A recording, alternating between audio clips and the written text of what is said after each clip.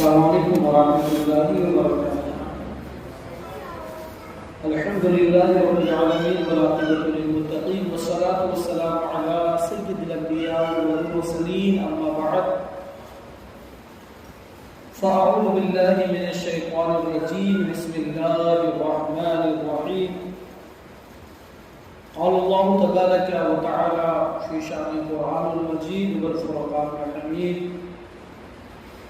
یا ایھا الذین آمنوا توبوا الی اللہ توبۃ نصوحا عسى ربکم ان یکفر عنکم سیئاتکم ویدخلکم جنات تجری من تحتها الانہار یوم لا یخزی اللہ النبی والذین آمنوا معه نورهم يسعى بين أيديهم وبأيمانهم يقولون ربنا أتمم لنا نورنا واغفر لنا إنك على كل شيء قدير۔ صدق الله العظيم وصدق رسوله النبي الكريم ونحن على ذلك لمن الشاهدين والشاكرين والحمد لله رب العالمين۔ آیے کو سننے اور سنانے سے قبل حضور نبی رحمت صلی اللہ علیہ وسلم کی بارگاہ میں اپنی غلامی کا ثبوت پیش کرتے ہوئے عقیدت کے ساتھ، محبت کے ساتھ درود پاک پڑھیں۔ اللہم صلی علی سیدنا شفیعنا حبیبنا نبینا مولانا محمد بارک وسلم، صلو علیہ السلام وسلام علیک یا رسول اللہ صلی اللہ تعالی علیہ وسلم۔ آج کی یہ محفل عالی جناب منصور صاحب اصال ثواب کی نیت سے سجائی ہے۔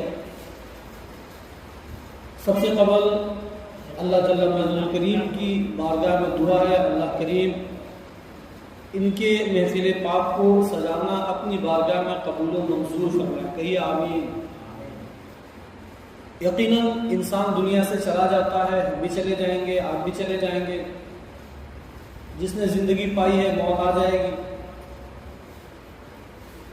اور جو دنیا سے اس حال میں رخصت ہوا کہ وہ ایمان پر تھا، اللہ پر، اللہ کے رسول پر، اللہ کی کتابوں پر، اللہ کے فرشتوں پر، موت کے بعد قبر میں زندہ کیے جانے پر، حشر پر، دوزخ، جنت، ان تمام چیزوں پر جس نے ایمان رکھا اور رکھ کے اس دنیا سے رخصت ہوا، تو مومن کے لیے تو بہت سی خوشخبری ہے۔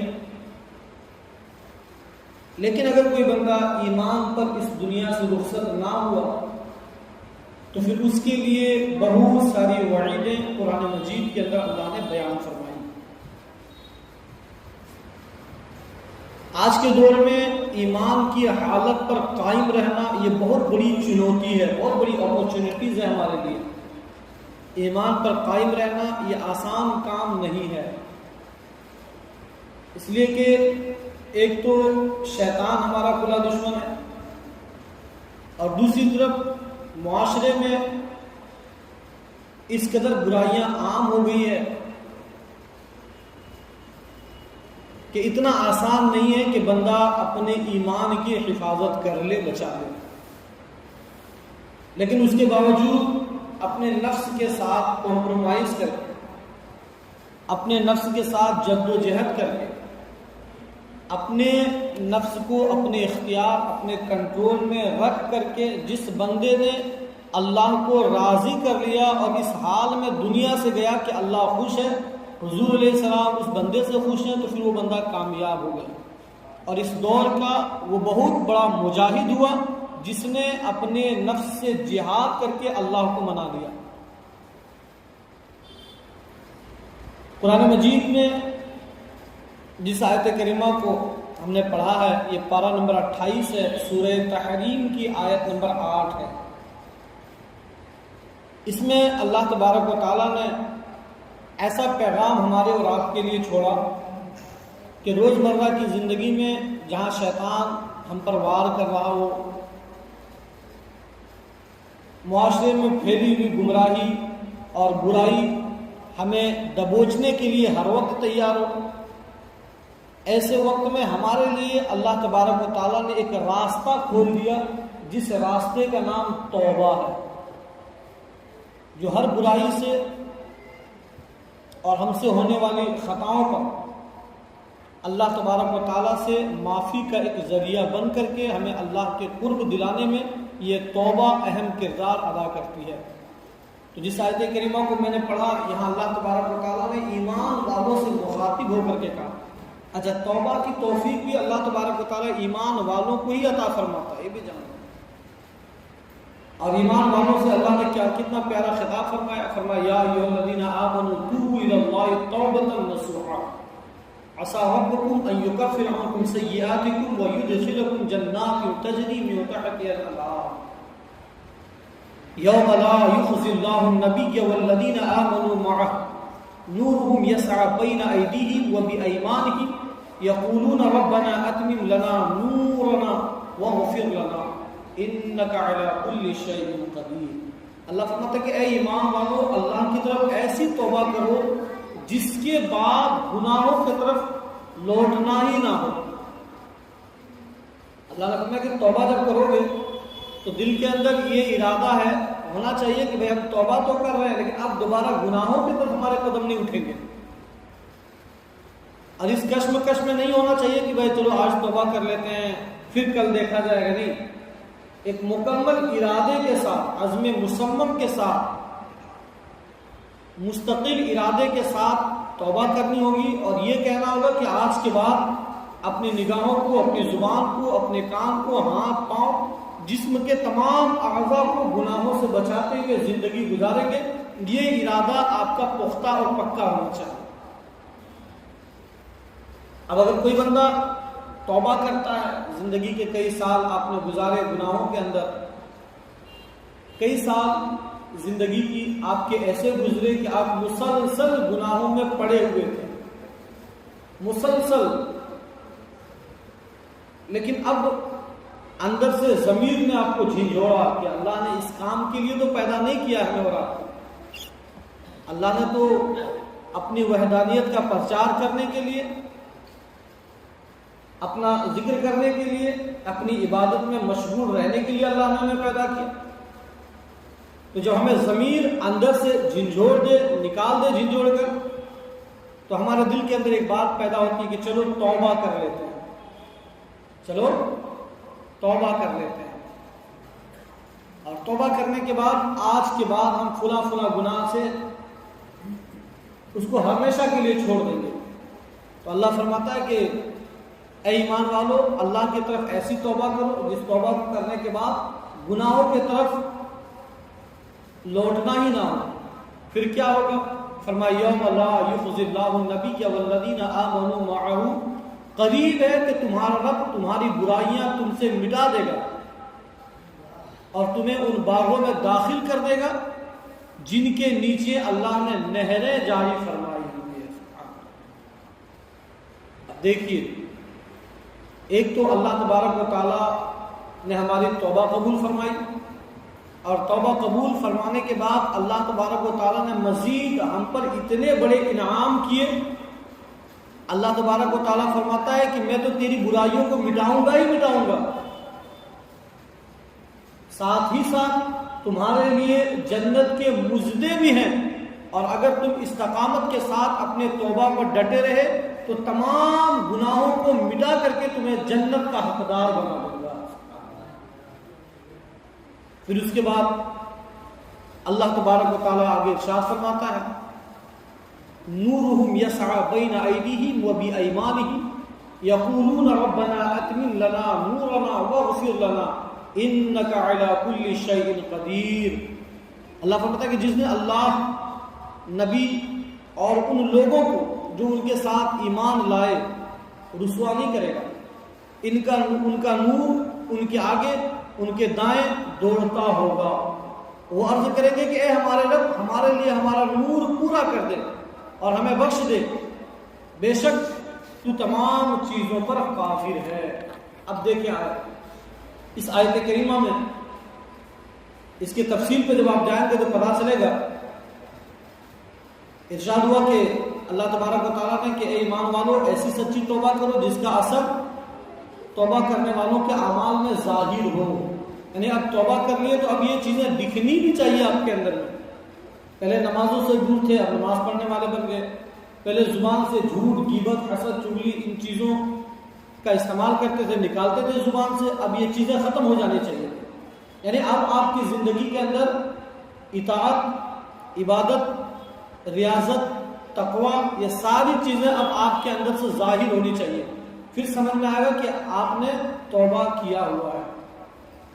اب فی زمانہ ہمارے ساتھ حالات ایسے پرفتن ہو گئے کہ گناہ کا ارتکاب کرنا ہمارے لیے بے حد آسان ہو گیا، اور نیکیوں پر استقامت کے ساتھ کھڑا رہنا اور نیکی کے کاموں کو کرنا یہ ہمارے لیے بہت زیادہ مشکل ہو گیا، بہت زیادہ مشکل ہو گیا.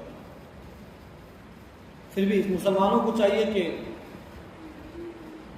گناہوں سے بچنے اور نیک کام کرنے کی بھرپور کوشش کریں، اور جو گناہ ہم سے سرزد ہو جائے، نہ چاہتے ہوئے بھی ہو جائے، ان سے سچی توبہ کریں. اور سچی توبہ کے حوالے سے بھی آپ نے سنا کہ سچی توبہ ایسی فضیلت رکھتی ہے کہ بندے کے نامۂ اعمال سے اس کے گناہوں کو مٹا دیتی ہے.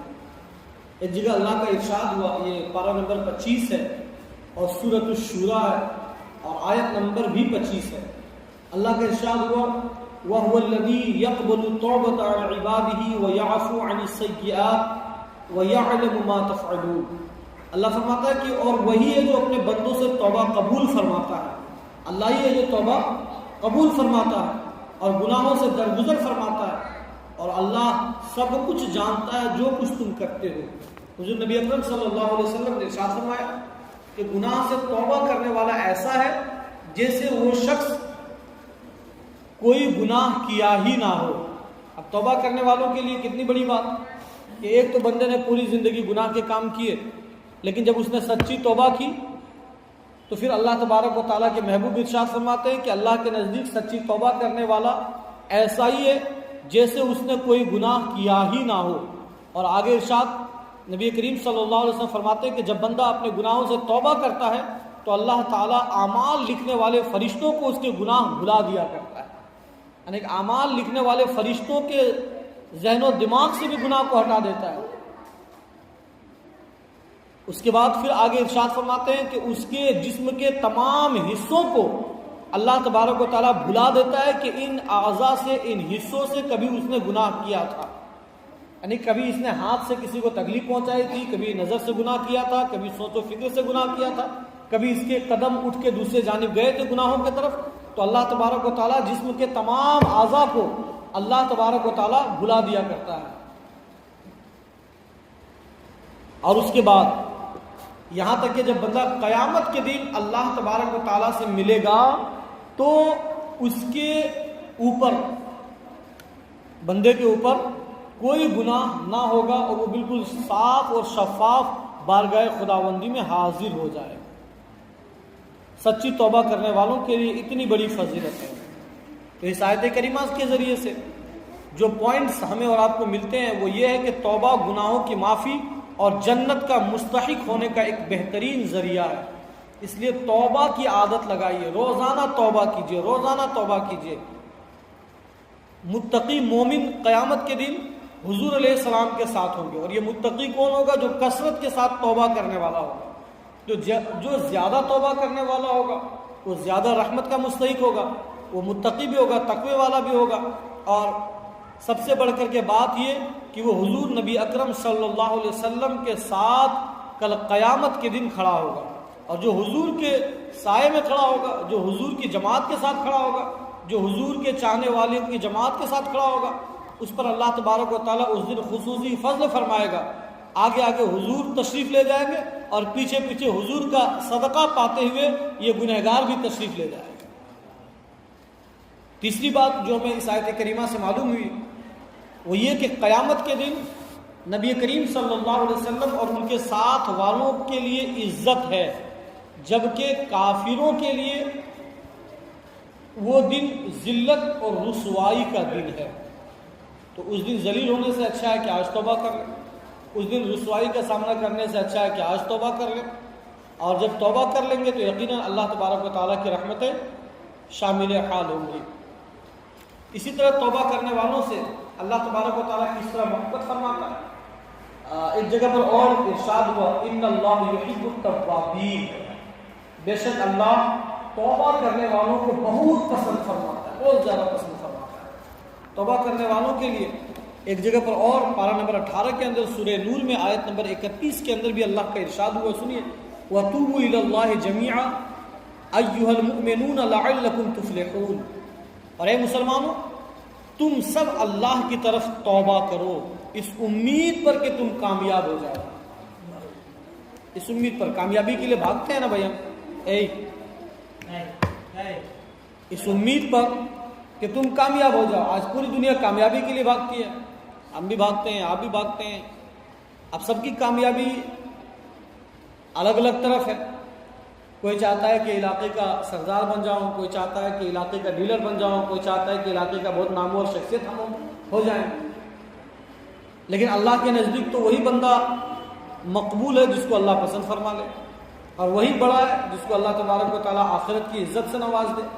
تو کیا فرمایا، وَتُوبُوا إِلَى اللَّهِ جَمِيعًا أَيُّهَا الْمُؤْمِنُونَ لَعَلَّكُمْ تُفْلِحُونَ، اور اے مسلمانوں تم سب اللہ کی طرف توبہ کرو، توبہ کرو، کس لیے؟ اس امید کے ساتھ کہ تم کامیاب ہو جاؤ۔ ایک اور جگہ پر توبہ کے حوالے سے بہت سی آیت کریمہ اللہ تبارک و تعالیٰ نے نازل فرمائی۔ ایک اور جگہ پر 19ویں پارے میں سورہ فرقان کی آیت نمبر 70 کے اندر بھی اللہ کا ارشاد ہوا، إِلَّا مَن تَابَ وَآمَنَ وَعَمِلَ عَمَلًا صَالِحًا فَأُولَٰئِكَ يُبَدِّلُ اللَّهُ سَيِّئَاتِهِمْ حَسَنَاتٍ وَكَانَ اللَّهُ غَفُورًا رَحِيمًا۔ ترجمہ، مگر جو توبہ کرے اور ایمان لائے اور اچھا کام کرے تو ایسوں کی برائیوں کو اللہ نیکیوں سے تبدیل فرما دے گا۔ سبحان اللہ، برائیوں کو اللہ نیکیوں سے بدل دے گا۔ وَكَانَ اللَّهُ غَفُورًا رَحِيمًا، اللہ بخشنے والا اور مہربان ہے۔ اللہ بخشنے والا مہربان ہے۔ اب توبہ کرنے والوں سے خدا خوش بھی ہوتا ہے، اور اس سے بھی بڑی بات یہ کہ اللہ تبارک و تعالی ہمارے گناہوں کو نیکیوں میں تبدیل فرما دیتا ہے۔ ہم نے اس سے قبل بھی پرسوں بھی اس حوالے سے سنا تھا کہ ایک بندہ نامہ اعمال لے کر بارگاہ خدا میں کھڑا ہوگا، قیامت کے دن سارے لوگ اپنے اپنے نامہ اعمال لے کر کے کھڑے ہوں گے، اور اللہ فرمائے گا کہ اے بندہ اپنے گناہ گناتا جا کہ تو نے دنیا کے اندر کیا کیا، کیسے ایام گزارے دنیا کے اندر۔ اب تو اللہ کے سامنے بندہ کھڑا ہے اور اپنے نامہ اعمال لے کر کے کھڑا ہے، اسے معلوم ہے کہ میں نے دنیا کے اندر بہت بڑے بڑے گناہ والے کام کیے۔ اب اللہ کے سامنے وہ بندہ شرمندہ ہو جائے گا اور شرمندگی محسوس کرے گا، اور دل میں خیال کرے گا کہ پروردگار اگر تو نے مجھے جس کام کے لیے بھیجا وہ کرنے کے بجائے ہم نے دنیا حاصل کرنے کے لیے نہ جانے کتنے بڑے بڑے گناہ کیے، کسی کا قتل بھی کر دیا، کسی کے ساتھ ظلم بھی کر دیا، کسی کے حق بھی مار لیے۔ تو بندے سے اللہ فرمائے گا، اللہ کہے گا کہ یہ بندہ اپنے نامہ اعمال پڑھو، تو نے جو دنیا کے اندر کیا یہ پڑھ کر کے مجھ کو سناؤ کہ تو نے کون کون سا کام انجام دیا، جوانی میں کیا کیا، بڑھاپے میں کیا کیا، دولت کے ساتھ کیا کیا، لوگوں کے ساتھ کیا کیا۔ اب وہ پڑھنا شروع کرے گا، اپنے نامہ اعمال کو وہ پڑھے گا، اور جب وہ اپنے نامہ اعمال کو پڑھے گا تو وہ شرم کے مارے، اللہ کے خوف، اللہ کے ڈر سے وہ صرف چھوٹے چھوٹے گناہ کو پڑھتا جائے گا اور بڑے بڑے گناہوں کو چھپاتا جائے گا۔ اللہ سے تو کوئی چیز چھپنے والی نہیں ہے، اللہ تو ساری چیزوں کو جاننے والا ہے، لیکن صرف اللہ کے خوف سے، شرم کے مارے، یہ شرم کہ میں کس منہ سے کہوں کہ دنیا کے اندر میں نے تیری نافرمانی کی، کس منہ سے اللہ کے سامنے بیان کروں کہ دنیا کے اندر ہم نے قتل کیا، لوگوں کے مال لوٹے، بھائی کے حق دبا لیے، ہم نے فلاں فلاں بڑے بڑے گناہوں کا کام انجام دیا، کس منہ سے بیان کروں؟ تو اسی ڈر سے، اسی شرم سے وہ صرف چھوٹے گناہوں کو گنتا جائے گا اور بڑے بڑے گناہوں کو چھپاتا چلا جائے گا۔ حضور بیان کر رہے ہیں۔ لیکن بندہ جب مرا تھا تو مرنے سے پہلے بندہ نے توبہ کیا تھا، اور سچی توبہ کی تھی، جس کی وجہ سے اللہ تبارک و تعالیٰ نے اس کی توبہ کو قبول کر لیا تھا۔ لیکن بندہ اس خوف میں ہے کہ اب میرے ساتھ کیا معاملہ ہوگا۔ تو جب بندہ اپنے نامہ اعمال مکمل پڑھ چکا ہوگا اور جب نامہ اعمال کے آخری صفحے کو مکمل کر چکا ہوگا تو اللہ فرمائے گا اے بندہ کیا تیرے نامہ اعمال مکمل ہو گئے؟ تو سب پڑھ چکا تو نگاہیں جھکا کر خاموش ہو جائے گا، اور اس کے بعد سے اللہ فرمائے گا کہ جا تو نے جتنے اعمال برائیوں کے گنائے ہیں ان سب کو میں نیکیوں میں تبدیل فرما دیتا ہوں۔ جتنے گناہ تو نے گنائے ہیں، اب تو پہلے وہ ڈر رہا تھا کہ میں چھوٹے چھوٹے گناہ گناؤں گا، بڑا گناؤں گا تو بڑا عذاب ہوگا، اسی ڈر سے وہ چھوٹے چھوٹے گناہ گنا رہا تھا۔ تو اللہ نے فرمایا کہ جا میں نے تیرے تمام گناہوں کو جو تو نے گنا ہے سب کو میں نیکیوں میں تبدیل فرماتا ہوں۔ تو بندہ کہے گا کہ پروردگار عالم ابھی تو ہم نے صرف چھوٹے گناہ گنائے ہیں، ابھی بڑے گناہ گنانا تو باقی رہ گیا ہے۔ اب اسے معلوم ہو گیا کہ اللہ تبارک و تعالیٰ کی رحمتیں شامل حال ہے، اب جتنے بڑے بڑے ہمارے گناہ ہیں ہمارے توبہ کے سبب اللہ تمام گناہوں کو نیکیوں میں تبدیل فرما دے گا، اور بندہ جتنا بڑا پہلے گنہگار تھا اب بندہ اتنا ہی بڑا نیکوکار بن جائے گا۔ یہ اللہ کا کیسا کرم۔ حضور فرماتے ہیں، اور اس حدیث پاک کو بیان کرتے ہوئے حضور علیہ السلام بہت خوش ہوتے ہیں، بہت خوش ہوتے ہیں، اور مسکراتے ہوئے آپ کے دندان مبارک صحابہ کرام نے محسوس کیا۔ پھر ایک جگہ پر جب یہ آیت کریمہ حضور علیہ السلام بیان کر رہے تھے تو پھر آگے حضور علیہ السلام نے فرمایا کہ بندہ بتاؤ کہ ایک شخص ہے جو صحرا میں بھٹک گیا، ریگستان جس کو کہتے ہیں، صحرا، جہاں 50، 60، 100 کلومیٹر دور تک کوئی گھر نہیں دکھتا ہے، جہاں آدمی ایک بار پھنس جائے تو اب اس کی روح نکل جاتی ہے، دم نکل جاتا ہے، بندے کے اندر لوٹنے کی ہمت نہیں ہوتی ہے، کیونکہ نہ 40، 50، 100 کلومیٹر تک کوئی گھر دکھتا ہے، نہ کوئی رہنے کی جگہ ہے، نہ پانی کا انتظام ہے، صرف ریت ہی ریت ہے، صرف صحرا ہی صحرا ہے، صرف جنگل ہی جنگل ہے، یا پھر صرف پہاڑی پہاڑ ہے جہاں آبادی نہیں ہے۔ تو حضور فرماتے ہیں کہ ایک چیز بتاؤ۔ صحابہ نے کہا یا رسول اللہ وہ کیا بات ہے؟ تو حضور نے فرمایا کہ ایک بندہ اپنے گھر سے نکلا سفر کے لیے، وہ بیچ صحرا میں پہنچا جہاں دور تک کوئی آبادی نہیں ہے، نہ دائیں آبادی ہے، نہ بائیں ہے، نہ آگے ہے، نہ پیچھے ہے۔ وہ ایک اونٹ پر سوار ہے، اور جب بیچ صحرا میں پہنچا تو اسے ایک درخت دکھا، ایک پیڑ دکھا، تو اس نے سوچا کہ چلو تھوڑی دیر یہاں سستانے کے لیے تھوڑی دیر بیٹھ جاتے ہیں، آرام کر لیتے ہیں، اب آگے کوئی جگہ نہیں ہے رکنے کے لیے، تو تھوڑی دیر اسی چھاؤں میں آرام کر لیتے ہیں، پھر یہاں سے ایک لمبا سفر کرنا ہے۔ تو اس چھاؤں میں وہ بیٹھ گیا اور اپنے اونٹ باندھے، اور اونٹ کے اوپر کھانے پینے کی چیزیں موجود تھی، جو وہ صرف اونٹ نہیں تھا، وہ اس کی زندگی، اس کی بقا تھی، کیونکہ اس کو معلوم تھا کہ اس اونٹ کے اوپر جو ساز و سامان لدے ہوئے ہیں یہ ہماری زندگی کی ضمانت ہے، دور دور تک نہ پانی کا انتظام ہے نہ کھانے کا انتظام ہے، جو ہے اسی اونٹ پر ہے۔ تو اس نے سستانے کے لیے تھوڑی دیر اپنے اونٹ وہاں باندھے اور آرام کرنے کے لیے بیٹھ گیا۔ جب ٹیک لگایا تو اس کی آنکھ لگ گئی، جب اس کی آنکھ لگ گئی تھوڑی دیر کے بعد جب اس کی آنکھ کھلی تو اس نے کیا دیکھا کہ اب ہمارے نگاہوں کے سامنے اونٹ ہے ہی نہیں۔ وہ بھاگا، دائیں طرف دوڑتا، کبھی بائیں طرف دوڑتا، کبھی آگے کبھی پیچھے، چاروں طرف دوڑ لگاتا کہ کہیں ہمارا اونٹ دکھ جائے۔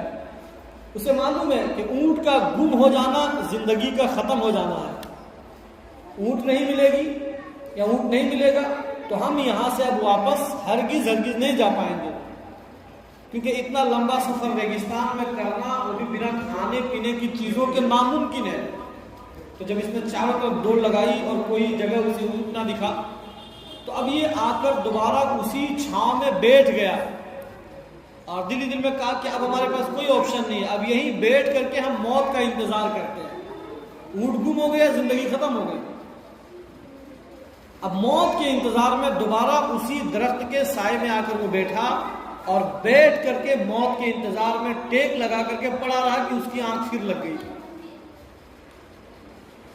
جب اس کی آنکھ پھر لگ گئی، دوبارہ جب آنکھ کھلی تو اس نے کیا دیکھا کہ سامنے میں اونٹ اپنے ساز و سامان کے ساتھ موجود ہے، سامنے موجود ہے۔ اب جب اس نے اونٹ کو دیکھا تو اس کو یہ بات معلوم ہے کہ اونٹ کا ہونا میری زندگی کا ہونا ہے. تب اس نے کہا کہ یہ اونٹ مل گیا مطلب ہم کو نئی زندگی مل گئی. تو حضور فرماتے ہیں کہ صحابہ بتاؤ کہ اونٹ دیکھتے وقت اس بندے کو کتنی خوشی ہوئی ہوگی. اونٹ جب اس کو دکھا اور اونٹ جب اس بندے کو ملا جو اس کی زندگی کا ضامن ہے تو اس وقت اس بندے کو کتنی خوشی ہوئی ہوگی. صحابہ نے فرمایا یا رسول اللہ اس کی خوشی کا تو کوئی ٹھکانہ ہی نہیں ہوگا. حضور فرماتے ہیں کہ جب کوئی بندہ توبہ کرتا ہے تو اللہ اس بندے سے بھی زیادہ خوش ہو جایا کرتا ہے. سوچئے جب بندہ توبہ کرتا ہے تو اللہ تبارک و تعالی اس بندے سے بھی زیادہ خوش ہو جایا کرتا ہے. اب ذرا سوچیں غلطی بھی ہماری, کوتاہی بھی ہماری, لغزش بھی ہماری, نافرمانی بھی ہم کریں, لیکن توبہ اللہ کو کتنا پسند ہے کہ بندہ اگر سچی توبہ کرے تو اللہ اس کے تمام گناہوں کو مٹا دیا کرتا ہے, ختم کر دیا کرتا ہے, حتیٰ کہ فرشتوں کو بھی بھلا دیا کرتا ہے, جسم کے حصوں سے بھی مٹا دیا کرتا ہے, بھلا دیا جاتا ہے, نامہ اعمال سے مٹا دیے جاتے ہیں. حتیٰ کہ قیامت کے دن جب بندہ اللہ کے حضور کھڑا ہوتا ہے, حاضر ہوتا ہے, تو اس حال میں ہوتا ہے کہ بندہ بالکل صاف اور شفاف ہوتا ہے گناہوں سے.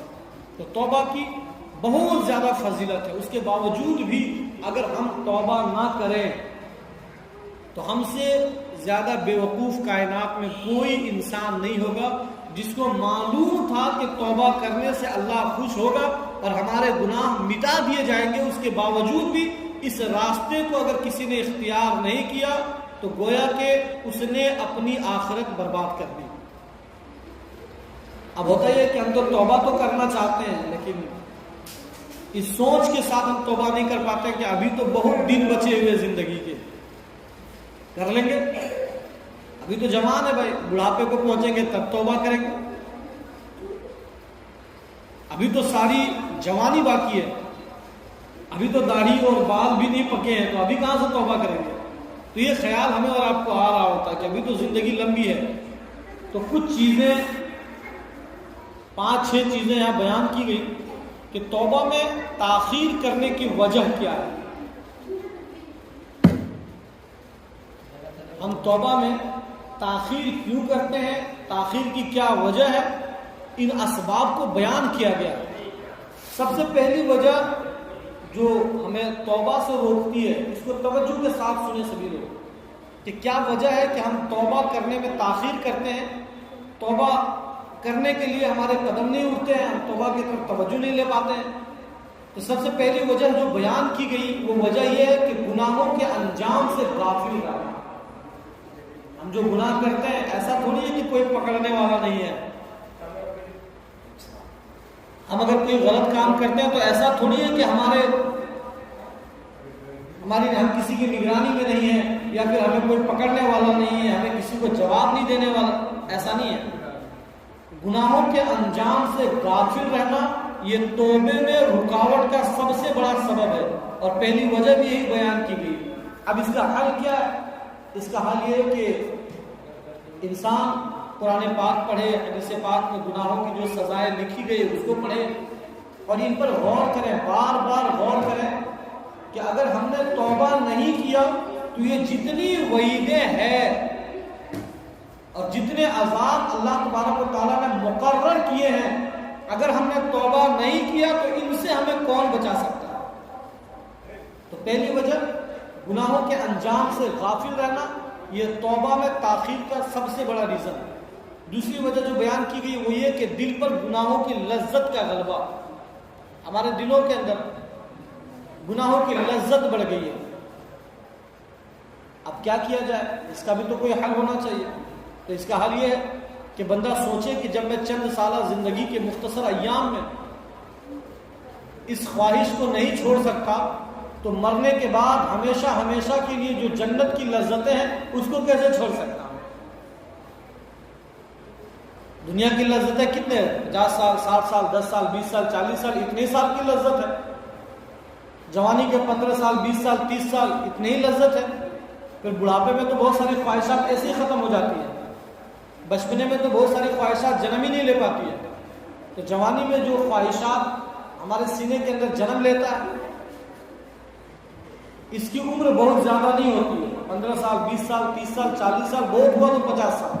50 سال ہی حد سے زیادہ 50 سال ہے، اور ان 50 سالوں کے علاوہ ہماری کوئی خواہشات بچتی نہیں ہے، ختم ہو جاتی ہے۔ تو اب ایک بندہ اگر 50 سال کی خواہشات پر توجہ دے اور ہمیشہ ہمیش کے لیے جو جنت اللہ نے سجایا ہے اور جو خوبصورت اللہ نے جنت کو بنایا ہے اور اس میں ہماری خواہشات کی تکمیل کے خاطر ان گنت چیزوں کو اللہ تبارک و تعالیٰ نے سجا کر کے رکھا ہے، تو اب کوئی بندہ ان چیزوں کو چھوڑ کر کے جنت کی طرف توجہ نہ دے تو پھر اس سے زیادہ حماقت والا کام کون کر سکتا ہے؟ اب آپ ڈیسائیڈ کریں کہ 50 سالہ خواہش چاہیے یا ہمیشہ والی خواہش چاہیے۔ تو ظاہر سی بات ہے آپ تو ہمیشہ والی چنیں گے۔ ابھی آپ کو دیں گے، کہیں گے کہ ابھی آپ 10,000 روپے لے لیں اور 1 سال بعد لیں گے تو آپ کو 1 لاکھ دیں گے، تو آپ رک جائیں گے؟ نہیں، رک جاتے ہیں بھائی، ابھی لیں گے تو 10,000 ملے گا، 1 سال بعد لیں گے تو 1 لاکھ یا کروڑوں روپیہ ملیں گے، آپ تو ادھر ہی بھاگیں گے نا۔ ظاہر سی بات ہے کہ جو زیادہ جہاں ملتا ہے ہم اسی کی جانب بھاگتے ہیں۔ ہم LIC وغیرہ کیوں کراتے ہیں، بیمہ وغیرہ جو کراتے ہیں کیوں کراتے ہیں کہ ابھی ہم دے رہے ہیں، تھوڑا دے رہے ہیں، لیکن بعد میں جب ہم کو ملے گا تو بہت زیادہ ملے گا، بہت زیادہ میں ہمارا فائدہ ہے۔ تو یہاں یہی چیزیں بیان کی گئی ہیں، تو غور کریں کہ ہم کیا سودا کریں گے۔ ہمیں 50 سالہ خواہش چاہیے یا ہمیشہ ہمیش کے لیے جنت کی خواہش چاہیے؟ یقیناً جب آپ توجہ کریں گے تو آپ کا دل یہی کہے گا کہ جنت کی جو خواہش ہے وہ ہمیشہ رہنے والی ہے، باقی ہے، فانی نہیں ہے، اور دنیا کی جو خواہشات ہے وہ چند سالوں کی ہے، پھر ختم ہو جانی ہے۔ دنیا بھی ختم، ہماری خواہشات بھی ختم، لیکن وہاں ہم بھی باقی رہیں گے، جنت بھی باقی رہے گا، تو اسی خواہشات کی طرف ہمیں جانا ہوگا۔ تو دوسری وجہ جو بیان کی گئی کہ توبہ کرنے میں ہمیں تاخیر ہوتی ہے، وہ وجہ یہ تھی کہ دل پر گناہوں کی لذت کا غلبہ، تو گناہوں کی لذت کو دل سے ختم کرنا ہوگا۔ تیسرا ریزن، تیسری وجہ، موت کو بھول جانا اور لمبے عرصے تک زندہ رہنے کی امید۔ دیکھیے بات آ گئی، وہی گوا کر موت کو بھول جانا۔ حالانکہ روزانہ اعلان ہم سنتے ہیں کہ آج فلاں کا انتقال ہو گیا، فلاں ٹائم میں فلاں قبرستان میں نماز جنازہ اس کی ادا کی جائے گی، اور روزانہ اعلان ہو رہا ہے، روزانہ اعلان ہو رہا ہے۔ جس دن بھی آپ قبرستان جائیں آپ کو نئی نئی قبریں دکھیں گی، اس کے باوجود بھی موت کو ہم بھولے ہوئے ہیں۔ ہمیں لگتا ہے کہ ہمیں تو موت آئے گی ہی نہیں، ایسے جیے ہم اور ایسے زندگی گزار رہے ہیں کہ ہمیں مرنا ہی نہیں ہے۔ اتنے بے فکر ہو کر کے موت سے، اتنے لاپرواہ ہو کر کے موت سے، بھلا ایک چالاک آدمی کیسے زندگی گزار سکتا ہے؟ ہم بائک بھی چلا رہے ہوتے ہیں تو ہمیں خیال ہوتا ہے کہ نہیں تھوڑی سی توجہ ہٹے گی تو ایکسیڈنٹ کر جائیں گے۔ ہم کچھ بھی کام کر رہے ہوتے ہیں تو احتیاط برت رہے ہوتے ہیں، لائن کا کام کچھ کر رہے ہوتے ہیں، لائٹ وغیرہ لگا رہے ہیں، کچھ کر رہے ہیں، تو وہاں پہ توجہ کے ساتھ تھوڑا سا مسٹیک ہوگا تو ہمیں کرنٹ لگ سکتا ہے۔ تو اتنی لاپرواہی میں ایک بندہ کیسے زندگی گزار سکتا ہے، یہ بھول کر کے کہ ہمیں مرنا ہے؟ تو توبہ میں جو تاخیر ہوتی ہے اور توبہ ہم نہیں کر پاتے، اس کی ایک وجہ بیان کی گئی، موت کو بھول جانا اور لمبی عمر کی خواہش کرنا، لمبے عرصے تک زندہ رہنے کی امید۔ اب اس کا حل کیا ہے؟ اس کا حل یہی ہے کہ موت کو ہر وقت یاد کریں۔ جب بھی کسی کا جنازہ اٹھے تو آپ یہ خیال کریں کہ ہو سکتا ہے کہ اگلا اٹھنے والا جنازہ میرا ہی ہو۔ یہ تو طے نہیں ہے نا بھائی کہ بوڑھائی صرف مرے گا یا صرف جوان مرے گا، اور روزانہ کوئی جوان بھی جا رہا ہے، کوئی بوڑھا بھی جا رہا ہے، کوئی بچہ بھی جا رہا ہے۔ جانے والوں کی فہرست میں، لسٹ میں کوئی عمر متعین نہیں کی گئی ہے۔ تو ان چیزوں کو دیکھیں اور کبھی یہ بھی خیال کریں کہ اچانک سے بھی موت ہوتی ہے، ایسا نہیں کہ آپ بستر پر جائیں گے، بیمار پڑیں گے تبھی آپ کو موت آئے گی، ایسا تو نہیں ہے۔ چلتے چلتے کوئی بندہ گرا، موت آ گئی۔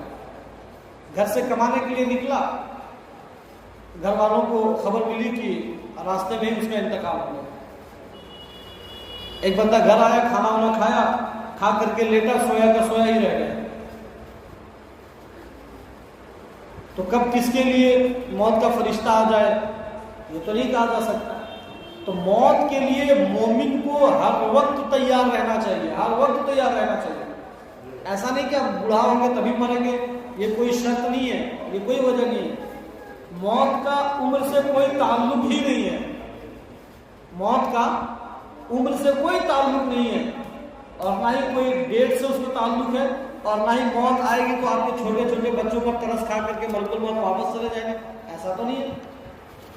ایسا ہوا کہ آپ نے دیکھا ہوگا کہ ایک بچے کو جب ماں جنم دیتی ہے تو اس وقت بہت ساری عورتیں جو ہے وہ انتقال کر جاتی ہیں، تو کیا اس بچے کی وجہ سے ترس کھا کر کے ملک الموت نے اسے چھوڑ دیا؟ موت نہیں آئی، موت تو آ گئی۔ بیوی بیوہ ہو جائے گی یا پھر بچے یتیم ہو جائیں گے، اس کو موت کا فرشتہ چھوڑ دے، ایسا تو نہیں ہے۔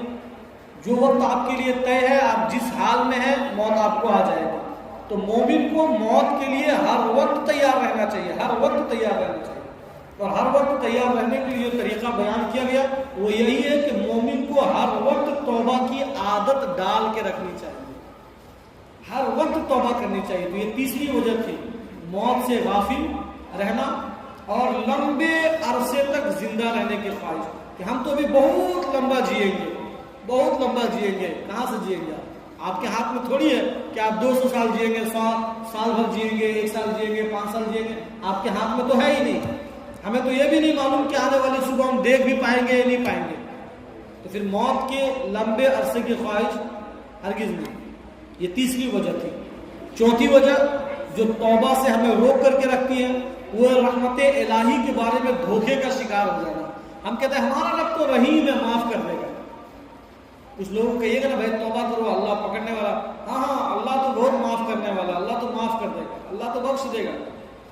تو یقیناً اللہ رحیم ہے، یقیناً اللہ کریم ہے، لیکن جہاں اللہ رحمان ہے، رحیم ہے، وہی اللہ قہار بھی ہے اور جبار بھی ہے۔ جہاں اللہ معاف فرماتا ہے وہاں اللہ پکڑ بھی فرماتا ہے، جہاں اللہ کی رحمتیں نازل ہوتی وہاں اللہ کا غضب بھی نازل ہوتا ہے۔ تو یہ ہرگز اس دھوکے میں نہ رہے کہ اللہ تبارک و تعالیٰ ہمیں معاف کر دے گا۔ یقیناً اللہ معاف کرے گا، لیکن معافی والے کام آپ کو کرنے ہوں گے، توبہ کرنا ہوگا، وہ بھی سچی توبہ، ایسی توبہ کہ دوبارہ گناہوں کی طرف ہم جانے کی نیت اور خیال بھی نہ کر سکیں۔ اب سب سے بڑی وجہ جو توبہ سے ہم کو دور رکھتی ہے اس کو بیان کیا گیا 5ویں وجہ میں، فرمایا بری صحبت میں مبتلا ہوں۔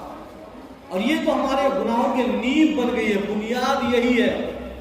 اچھے لوگوں کی صحبت جب ہمیں نہیں ملتی ہے تو یقیناً ہمارے ساتھ یہی ہوتا ہے کہ ہم برے لوگوں کے ساتھ، جس طرح کہتے ہیں نا کہ خربوزہ خربوزے کو دیکھ کر کے رنگ بدلتا ہے، اسی طرح جو جس کے ساتھ ہوتا ہے وہ اسی کے ماحول میں ڈل جاتا ہے۔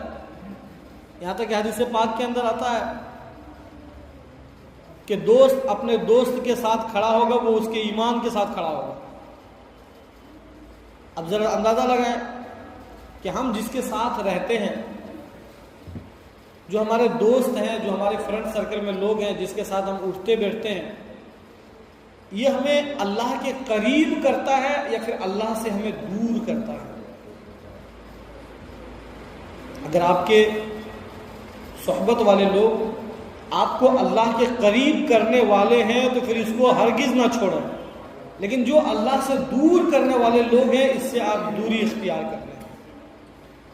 حقیقت میں توبہ سے محروم رہنے کی جو بہت بڑی وجہ یہاں بیان کی گئی وہ یہی ہے کہ بری صحبت میں مبتلا ہو جانا۔ اب اس کا حل کیا ہے؟ سب کا تو حل ہے نا بھائی، تو اس کا بھی تو کوئی حل ہے۔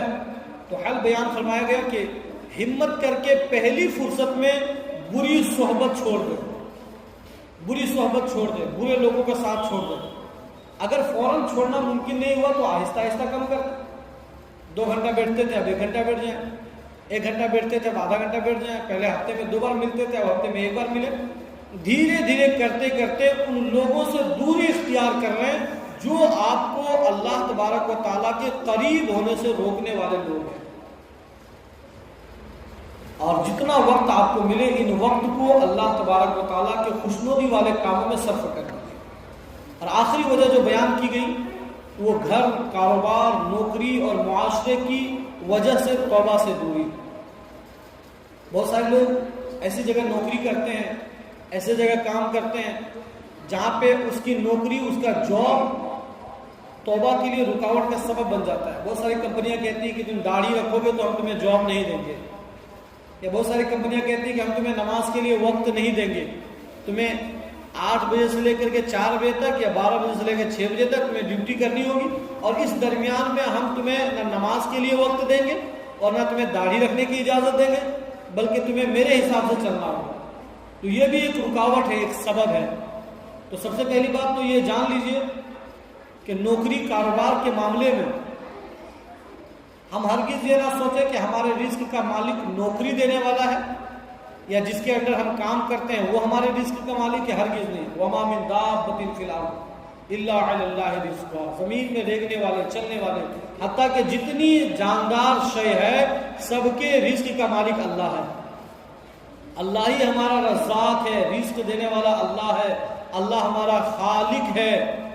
اگر کوئی بندہ ہمیں روکے کہ ہم تمہیں نماز پڑھنے کی اجازت نہیں دیں گے، ہم تمہیں داڑھی رکھنے کی اجازت نہیں دیں گے، پھر تمہیں اپنے یہاں جاب پہ رکھیں گے، اپنے یہاں کام پر رکھیں گے، تو پھر فوراً ایسی نوکریوں کو چھوڑ دیں، کیونکہ رزق کا مالک اللہ ہے، ہمارا مالک ہمارا خالق ہے، پھر مخلوق سے کیا ڈرنا۔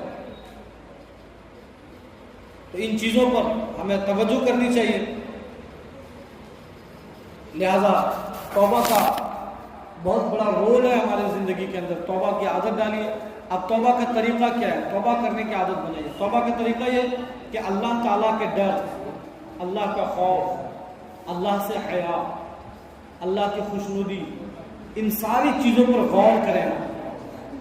اللہ سے ڈرنا بھی ہے، اللہ سے شرم بھی کرنی ہے، حیا بھی کھانی ہے، اللہ کا خوف سینے کے اندر بسانا بھی ہے، اور اپنے پچھلے جو گناہ کیے ان گناہوں پر شرمندہ بھی ہونا ہے۔